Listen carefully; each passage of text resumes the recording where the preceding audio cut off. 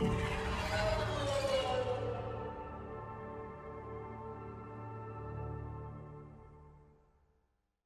Apex Agents, it's Mobius Y here with another video for Mass Effect Andromeda's multiplayer, and today is another two-part character build guide. We're taking a look at the uncommon Asari Adept.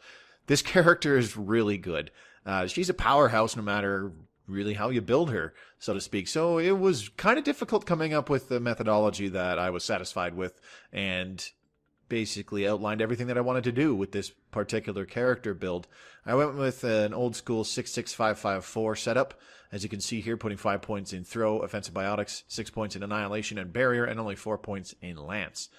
So pretty interesting setup. It doesn't quite do everything that I would like it to do, but it does everything that I want it to do. It's a very, very potent combination.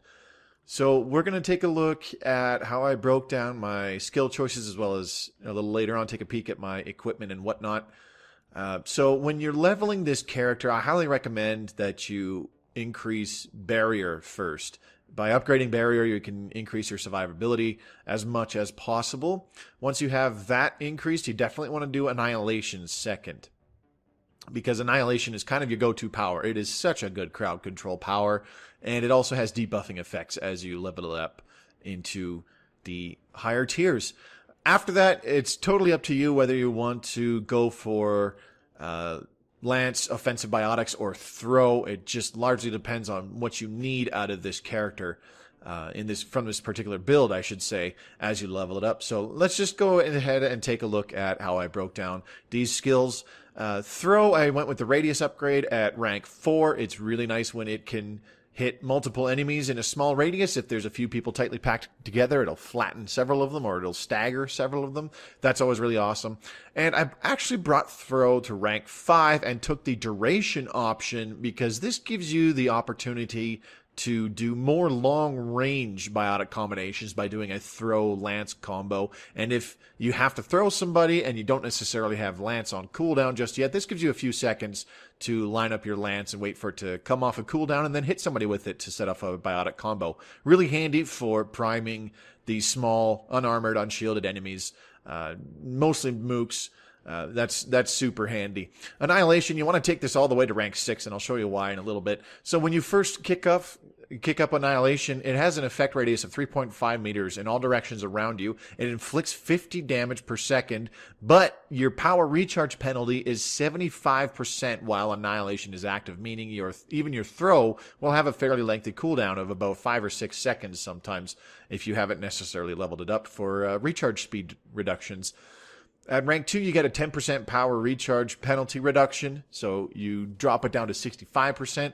Rank 3, you get a bit of a damage upgrade to the damage per second, which isn't huge, but it's pretty nice. At rank 4, you could get a damage radius increase, but a third of 3.5 meters will add maybe another meter, a meter and a half, making it 4.5 to 5 meters. That's nothing substantial. I can see the appeal for it, but the recharge penalty reduction is huge by comparison. This lowers the recharge penalty down to 35% as opposed to 65%. That is absolutely fantastic, and I definitely recommend picking this over the radius upgrade. At rank 5, this is a really nice pick here. Damage Attractor. Enemies affected take 20% additional damage from all sources. This is essentially a debuff, and it is on all the time, and it is on around you all the time. So any enemies that get too close, not only are they going to be taking damage per second from your annihilation field, and if they're unshielded, unarmored, little small-sized enemies, they'll be lifted into the air, and they will be debuffed.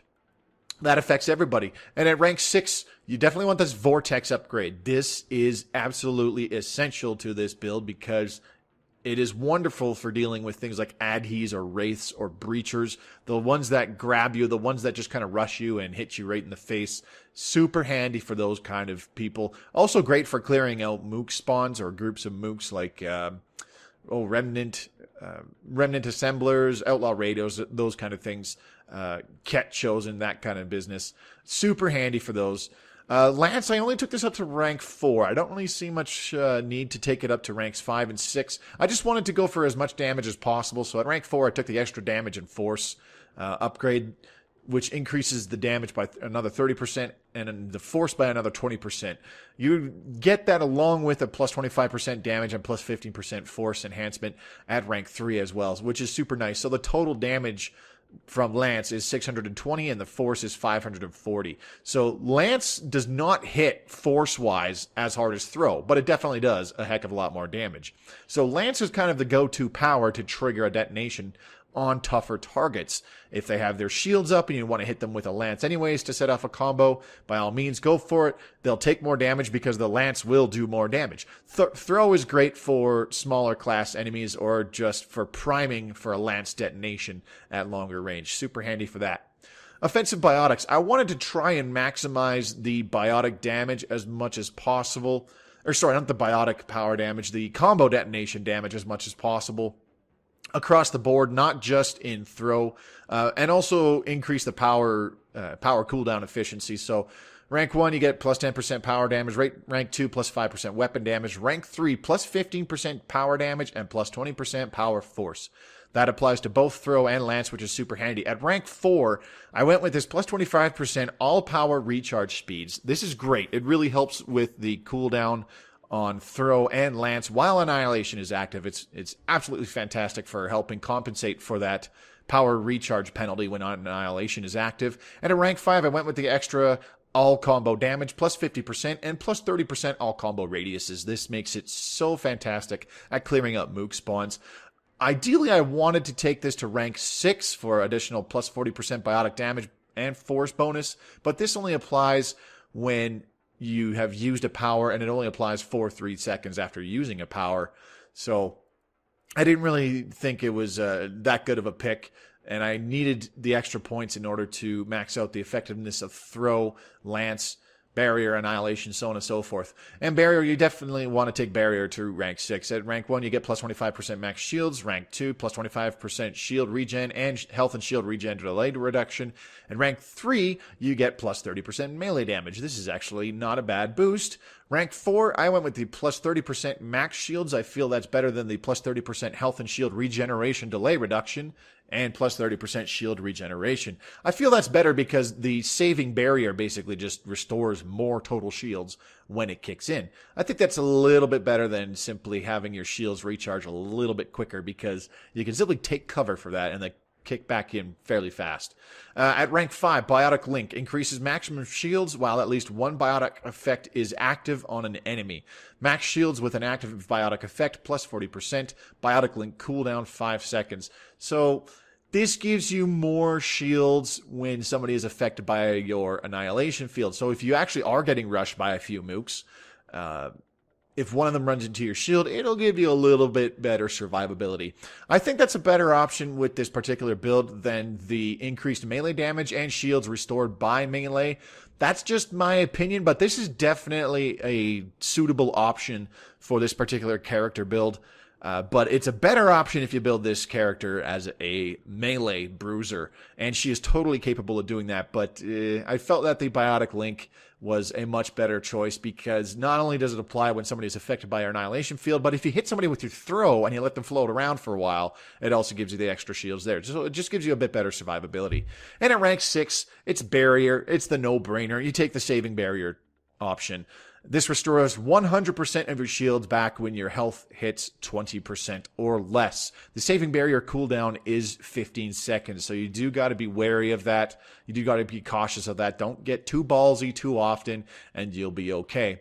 So with this particular character setup, you don't get a huge bonus in melee damage, but if you do get this character to grade 20, you'll get the plus 39% melee damage bonus from her veteran bonus. You also get the extra combo detonation damage and power damage bonus, which is fantastic. That makes your Annihilation's damage per second pretty decent. It makes Lance hit fairly hard, and it makes Throw's combo detonations really powerful, especially if you sacrifice a few points in order to make Throw go all the way to rank 6 plus for the plus 30% combo detonation damage and plus 50% recharge speed.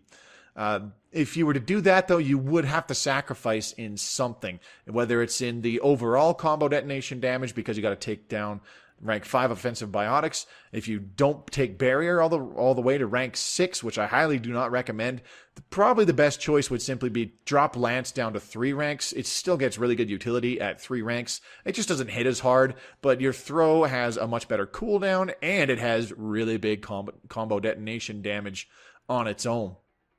So this character is largely a short-range bruiser, as you can tell from the fact that your primer, which is Annihilation, your main primer, has a very short effective radius. So you need to be getting in close to maximize the effectiveness of the area damage and the crowd control that you can cause. And because of this, I went with a close range weapon and something that's fairly lightweight. So I stuck with the Talon. The Talon's actually a really good weapon, even at grade 1 to use. It's pretty powerful. I definitely recommend throwing on a pistol barrel mod and a pistol magazine mod for sure.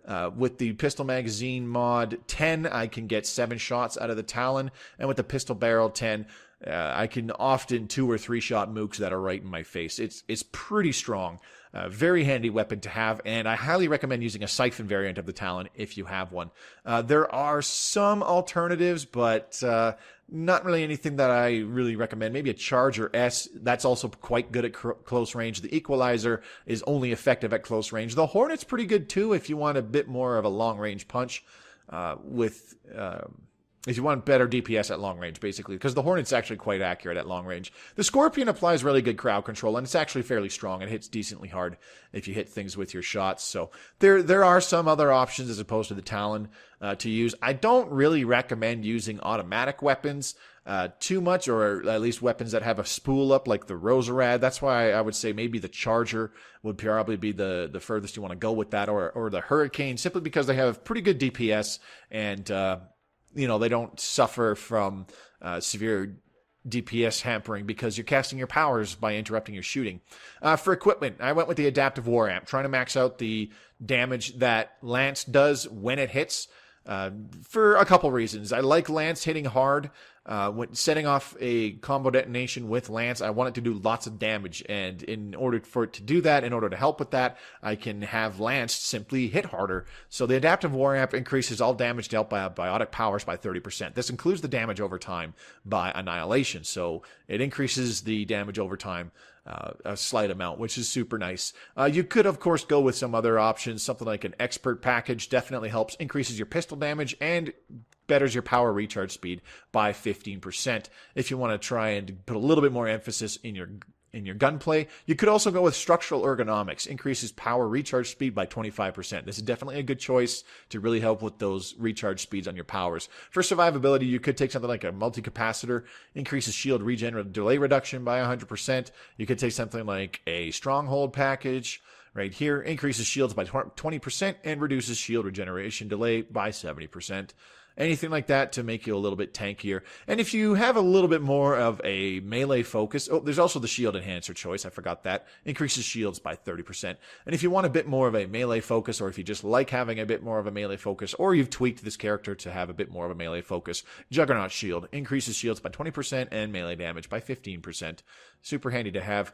For boosters on this particular setup, I went with the Biotic Power Amp 2 and Disruptor Ammo 2. I have Disruptor Ammo 1 selected for some reason. It was supposed to be Disruptor Ammo 2. Sorry about that. But the Biotic Power Amp 2 increases the power damage of Biotics. Again, trying to squeeze out a bit more damage from Annihilation's damage over time, as well as Lance's initial hit damage. And you could also go with something like a power efficiency mod, especially if you're using something like Structural Ergonomics, or if you're just kind of like balancing things. If you like the Adaptive War Amp, but you don't like taking the hit to your power recharge speed, you can take a power efficiency mod. If you run Structural Ergonomics or something, but you want a bit more damage for your powers as well, you could go with a Biotic Power Amp. Apart from that, I don't really recommend much of anything else aside from possibly a pistol rail amp or a rail amp for whatever gun you're using. Any ammo type really works, but Disruptor Ammo is super helpful for taking down shields.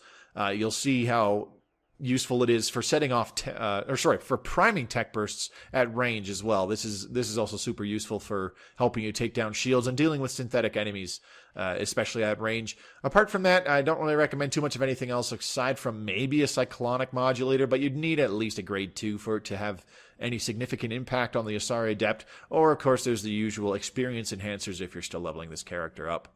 So that's basically it for the character build. If you would like to see this exact build used in-game, Part 2 features gameplay on gold difficulty using this character setup. There will be a link in the description below to check out that gameplay.